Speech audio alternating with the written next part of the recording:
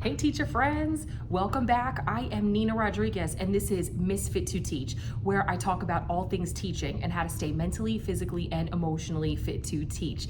If I don't already know you or you're just now finding me on YouTube, please join our growing community of like-minded teachers, soon-to-be teachers, education professionals, and education thought leaders as we come together every week.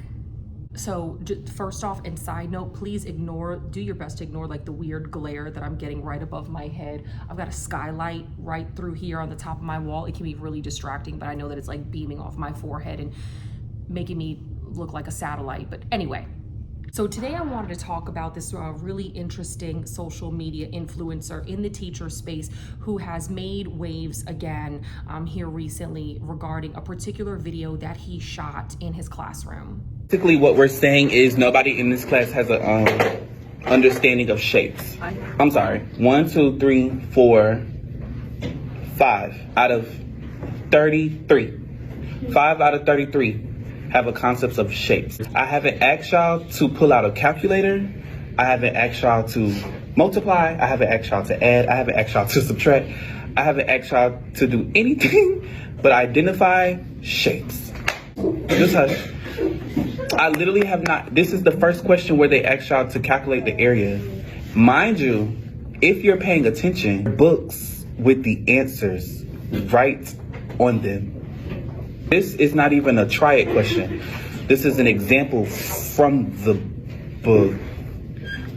And only 5 people can give me the answer out of 30-something people, out of 30-something kids.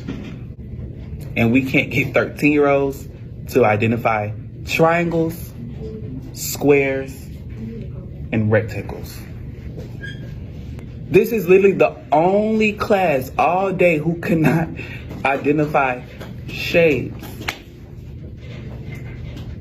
So, tonight, for homework, I'm gonna need you guys to draw shapes. So we can understand what shapes are. Because I see we have to start at the very basic. At 12 and 13, we can't even go into area of a square, area of a triangle, if we can't even identify a square, if we can't even identify a triangle. It's kind of hard. Now, this particular social media influencer happens to be a teacher, and I remember earlier this year or toward the end of last year, he had already made waves because he had taken a video where he was basically complaining about the reading levels of our students, sort of on like a national scale, but in particular his students in his classroom.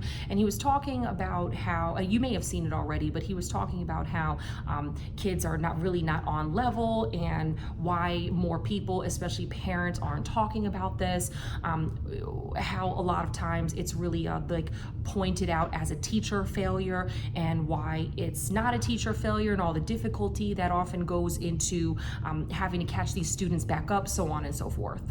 Now, so just right off the bat, you might be a little bit off-put by the tone of the video. That's like the general consensus of what many people have had to say. It's not so much what he said, but like how he said it, how he came off, and the fact that he's really pointing to his students as the fault, right? For this particular frustration. A lot of people are interpreting what he's saying as more like accusatory of the kids, as if it's their fault at this age for not knowing their shapes. It's their fault for coming this far, being pumped this far through the education system and not knowing like these basics of geometry. It's their fault. And so I want to take this time today because in your teacher journey, or if you are getting ready to start teaching, you may be coming to these spots in your career. Some days are better than others, where you are just so frustrated and so annoyed by how far our students are not. And of course, a lot of that can be blamed on COVID, even though arguably we are 4 years removed. It's no secret that we are really reaping the impact and the damage that those missed 2 years in the classroom had on our students. But the way he came off is something that I wanted to address today, because if we are venting, if we are going to raise awareness, if we are going to be thought leaders, we have got to be very careful to not point an accusatory and blaming finger at our students for what they have not learned, what they have not mastered at this stage. Certainly, there are some things that are within their control that our scholars in the classroom just don't do a good job of managing. Maybe they are extremely chatty. Maybe they have absolutely no initiative. Maybe some of your students, as some of mine, they just refuse to turn the engine on, or refuse to really get started. Or if they are getting started, they don't get very far. A lot of times it could just be a sheer willpower issue. And other times too, it could be they don't have the emotional or mental capacity to learn either that day, that week, or that particular school year. A lot of things that you know as well as I do go into how much a student is able to absorb day to day and year to year.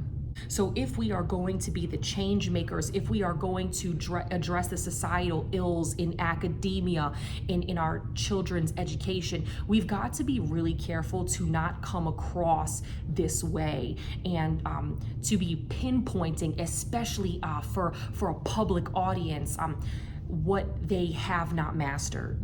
Now, I do want to sort of ebb this and buffer this a little bit, because he did later make another video where he actually apologizes. I don't want to get copyrighted, and I don't want to spend the rest of my video looking at that video. So just real quick, here's a piece of that apology. So first things first, I want to go ahead and apologize.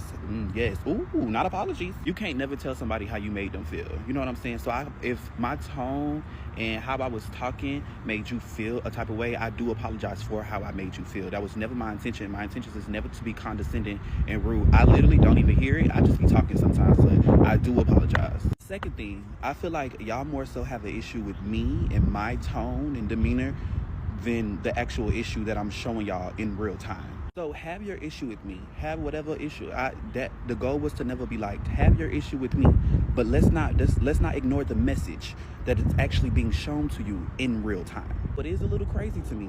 We are currently living in an era right now. There's a viral trend going on where parents are locking their toddlers into bathrooms so they can curse and do this, that, and the third. But it's baffling to me is that we will take the time and the energy to set up a camera for our kids to curse into them, but we have not read to them, we have not worked with them, we have not pulled out a book with them. You know what I'm saying? That's baffling to me. Then on top of that, some of y'all are working so hard and doing all of these things to try to get rid of me, which is fine. I have no problem with going. But where does that leave your child? Nobody's savior. I'm not the best teacher in the world. They can go somewhere else. You know what I'm saying? But if the data is being shown that there's no assistance elsewhere, why are we so determined to get rid of somebody who's actually working hand in hand to ensure our students' growth? That I don't understand it. So was he sincere? Like, did he come across to you as really meaning it and wanting to more so highlight a societal ill, an academic shortcoming, rather than bullying his students or pinpointing what they lack? You be the judge. In your mind, does he seem like he's coming across as genuine? I do. I feel like he didn't mean to address his students in the manner and the tone that he came across. I just think this was a poor video. It was poorly thought out. And side note, you need to be very careful about putting out videos in which you are like recording students, or you're sharing your day-to-day classroom activities, and maybe the kids are not cognizant or aware of like what's being recorded. Just imagine you wouldn't like that to happen to you. The same goes for your students. It's very easy for them to feel picked on and alienated and made fun of by people of authority, and their teachers are one of the biggest, most influential authority figures in a child's life.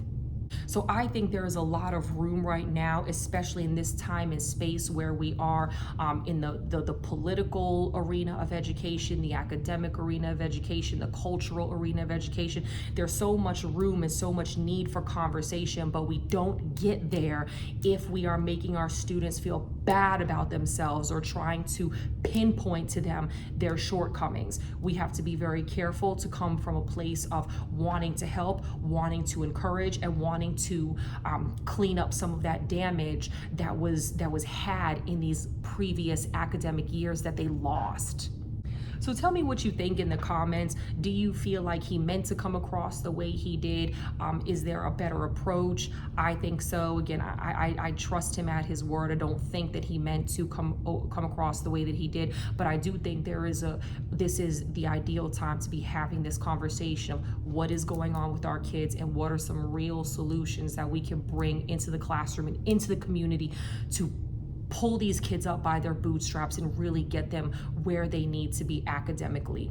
The world is an increasingly competitive place, and I worry daily that our students on the whole are not ready for the level of competition that will be required of them to succeed and to do well in these upcoming years.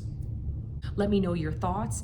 Thank you so much for tuning in. I look forward to seeing you again next week for our next video. And as always, do all you can to stay fit to teach. Be well.